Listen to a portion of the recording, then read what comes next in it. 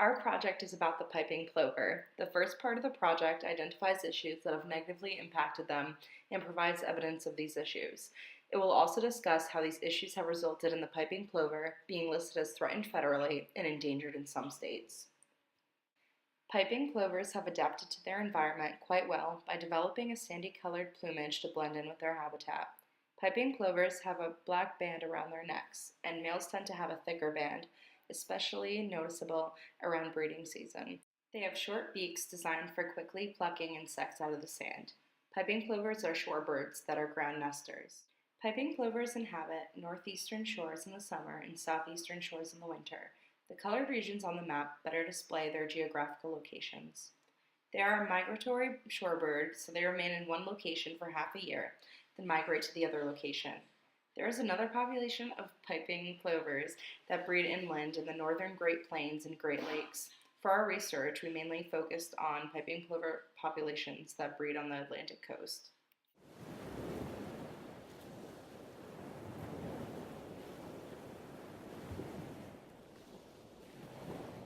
Piping plovers arrive at their breeding grounds mid-March through mid-May, and then they depart to their wintering grounds mid-July through late October. They prefer nesting on coastal beaches, sparsely vegetated beaches and dunes, sand flats, sandbars, and sand spits. They lay about 3 to 4 eggs in small shallow nests on the ground that are lined with pebbles and broken seashells. The incubation period of eggs lasts 25 to 28 days. Afterwards, the plover chicks hatch and are able to walk and feed themselves within several hours. Their diet consists of freshwater and marine invertebrates. They feed on marine worms, small crustaceans, mollusks, flies, water beetles, snails, roundworms, water boatmen, and midges. They reduce the populations of beach pests such as sand fleas and horseflies. They feed within about 16 feet of the water's edge. They search for food on the shore, intertidal zones, the rack zone, streams, salt marshes, vernal pools, and sparse vegetation near the water. They hunt by quickly running along the shore and stopping to peck the sand. They also pat the sand with their feet to search for invertebrates. Predators of the piping plover are foxes, gulls, crows, and ghost crabs. They eat chicks and eggs. Other animals such as deer are known to destroy nesting sites by traveling through them. They face natural disasters such as hurricanes, algal blooms, increased droughts, and coastal flooding that are caused by global warming. These events reduce their reproductive success. Piping plovers also encounter migratory stresses, food shortages, and exposure to parasites and diseases. Issues arise when people bring their cats and dogs to the beach. The cats usually belong to people who live on or around the beach. These cats hunt the shorebirds who are not used to these predators. The dogs trample and dig up nests if they are unleashed in the area. Even leashed dogs might scare birds away or even kill them. People who build beach houses or develop beachland also cause problems for the plovers. The land they use to nest is usually considered prime beachfront property, and many people like to build in these areas. Littering is an issue because predators such as gulls are attracted to food that is left on beaches. Also, piping plovers may consume litter that is harmful or fatal to them. Fireworks during early breeding season can cause piping plovers to abandon the area and prevent them from courting. When fireworks go off, they abandon their nests and broods, exposing them to weather and predators. Firework explosions or debris can injure piping plovers. Also, fireworks draw large crowds of people, which can result in eggs being crushed and breeding grounds being disturbed. Humans also cause problems to piping plovers by traveling through their nesting sites. Methods of transportation, such as dune buggies, jeeps, boats, and even foot traffic, can disturb nesting areas. Dams negatively impact piping plovers because they can restrict or increase water flow to beaches. If water flow is reduced too much, it can affect shoregrass and food abundance, which are resources that these birds rely on. If water flow is significantly increased, it could flood their nesting and foraging areas. Kites also negatively impact piping plovers. They disturb plovers because they resemble birds that predate them, such as gulls, ravens, and hawks. The agency involved with protecting piping plovers is the U.S. Fish and Wildlife Service. Plovers are also protected by the Endangered Species Act. Plovers living near the Great Lakes are endangered, but those living on the East Coast are considered threatened. Because plovers cross state lines, they are protected on federal and state levels. They can also be protected on various local levels, such as by town regulations and conservation groups. We've been seeing over the years an increase in our piping plover populations, solely because of the efforts of other town departments, Audubon, and Fish and Wildlife. The piping plover is protected by the Endangered Species Act. It forbids the killing, harming, harassing, possessing, or removing of protected animals from the wild. Protected species can only be taken from the wild to enhance the propagation, survival, or recovery of the species. The Act puts federal agencies in charge of funding, authorizing, and carrying out actions to protect listed species. It also requires federal agencies to prevent further loss of a species and to help species sufficiently recover to be delisted. The piping plover has 35 critical habitat units in the U.S., which consist of around 201 miles of mainland. Island shoreline is considered critical habitat for them in 26 counties. Designated critical habitat areas require special management and protection. These areas help protect current populations and increase populations to achieve recovery, to be delisted from the endangered species list.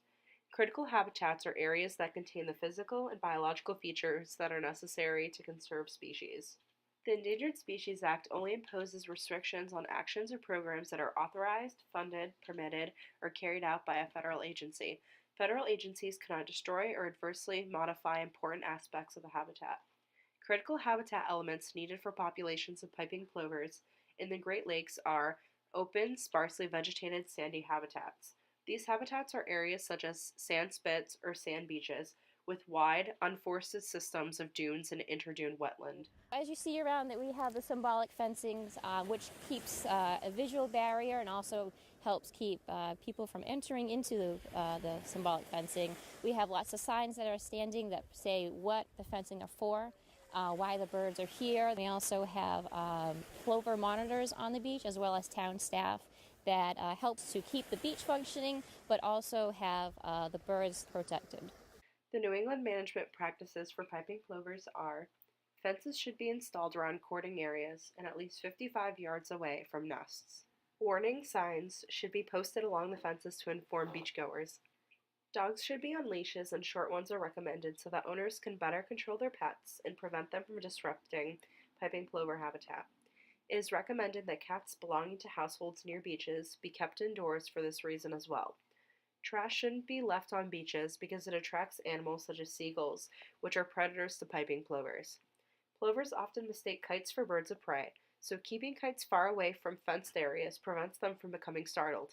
If they become startled, they may never return to the site. There aren't many policy alternatives available because plans currently in place are effective. These plans have an end goal, and their actions are increasing the populations of piping plovers.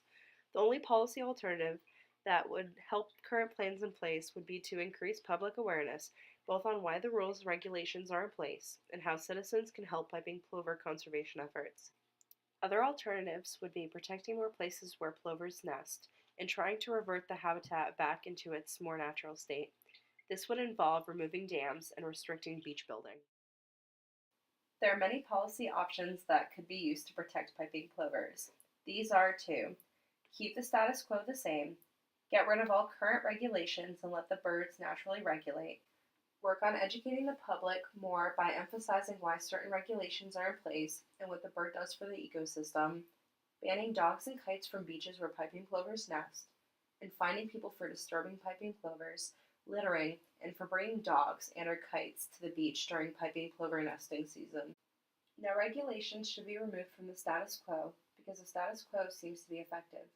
The only changes that could be made are to educate the public more, ban dogs and kites from beaches plovers nest on, fine people for littering and for not complying with the dog and kite ban. Adding bans and fines might further increase the plan's effectiveness. Besides adding these changes, we chose to keep the status quo in place. As you can see from the graph on the right, the current plan is working and piping plovers are on the rise. Increasing public education on piping plovers would be one aspect of an improved policy alternative. It is important to educate the public on why fines and bans could be put in place on beaches and how they would protect piping plovers. The public could also be educated on what roles the plovers play in the ecosystem and why they are beneficial to the environment. Public outreach should especially be made to kids and those who live on beaches to help promote the idea that plovers should be protected. Existing regulations should be tightened and the public should be incentivized to not perform actions that negatively impact piping plovers. For example, more bans should be put in place on beaches where plovers nest. The bans would prohibit dogs, kite flying, and littering on these beaches. People who do not comply with these bans will be fined.